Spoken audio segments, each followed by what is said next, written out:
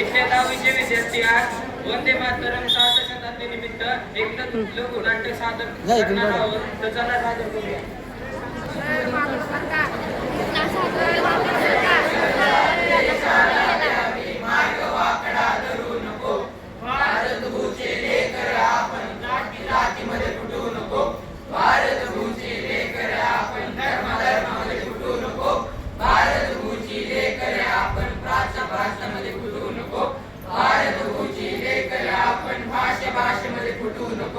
स्वातंत्र्याची आनामाला तुकडे तुकडे करू नको.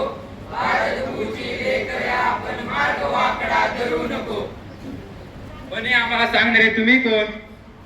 कोणत्या गावचे? हमको हमारी भाषा में समझाओ. तुला मराठी येत नाही का? आम्हाला बंगाली येते. मने गुजराती आवडे. हमें उर्दू आती है. अरे अरे बस, असेच जर आपले स्वातंत्र्य सैनिक स्वतःच्याच राज्यासाठी लढले असते तर भारत देश स्वतंत्र झाला असता का? सावरकरांनी महाराष्ट्र बघितला असता, बोसांनी बंगाल, गांधींनी गुजरात आणि भगतसिंगांनी पुण्याचा देश स्वतंत्र झाला असता का? तुम्हाला देश हवा आहे की देशाचे तुकडे? असेच जर तुमच्यासारखे विचारांचे लोक आधी असते तर आज एका ऐवजी शेकडो बांगलादेश व शेकडो पाकिस्तान निर्माण झाले असते. पण सुदैवाने देशाला बांधून ठेवणारा तो एकच मंत्र. गणेश खिंडीच्या निर्जन रस्त्यावरती चापेकरांची 3 भावंड दुस्तनी व तलवारी घेऊन ताबा धरून बसलेले होते. तिघही तर तिघांची लग्न झालेली व दोघांना मुळे बोले सिद्ध होते. पण आपल्या मुलांना सोडून ते निर्जन रस्त्यावरती जीवाचे प्राण घेऊन बसलेले होते. मरणालयाचे खिडून बसले होते का याचे कारण एकच म्हणतो.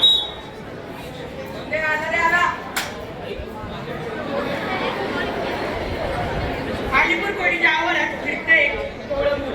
विकलांग, जन्मापासून उजवा हात निर्जीव. हातात एक कातडी उचलली जात नाही. पण हाताला बांधली एक जड वस्तू. पिस्तूल का तोच मंत्र.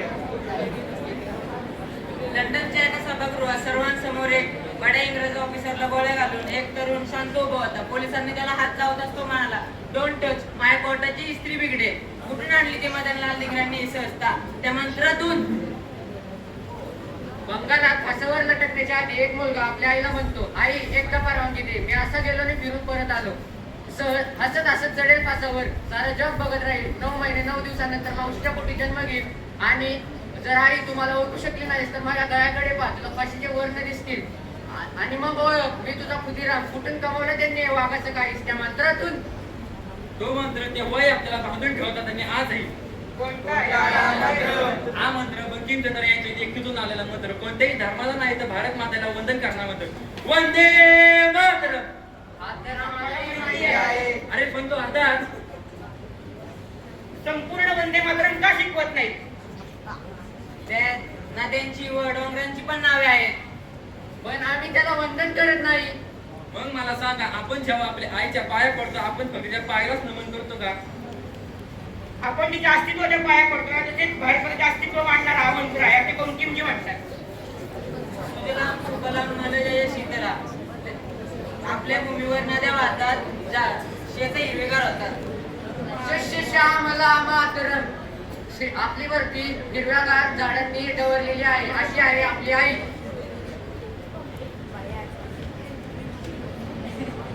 शुभ्रेत ज्योत्स्ना पुलकित यावी, शुभ्र गगनाने भरलेली, आनंदाने नवाजलेली रात्र.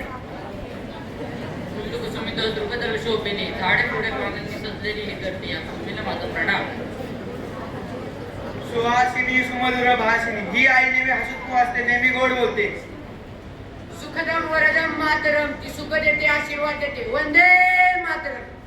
पण पुढच्या ओळी सप्तकोटी कंठ करत मालक कराले, की सप्तकोटी म्हणजे खरं खरं वाले. आपला केन मायेत बले, भूगोल धारणी नमामी तारणी विपुल वारणी मातरम.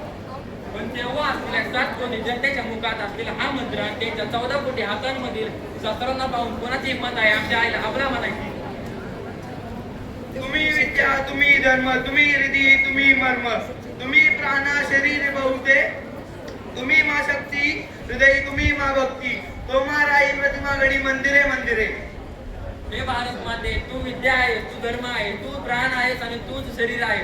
तुझी मूर्ती प्रत्येक मंदिरामध्ये आहे माते. त्वं ही दुर्गा दश प्रहर धारिणी वाणी विद्यादायिनी.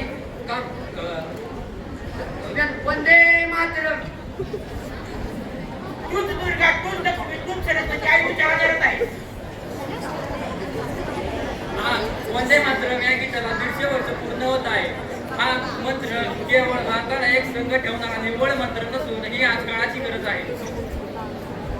देशासाठी देशाच्या प्रगतीसाठी आपल्या वैविध्य जपून विविधतेची कथा या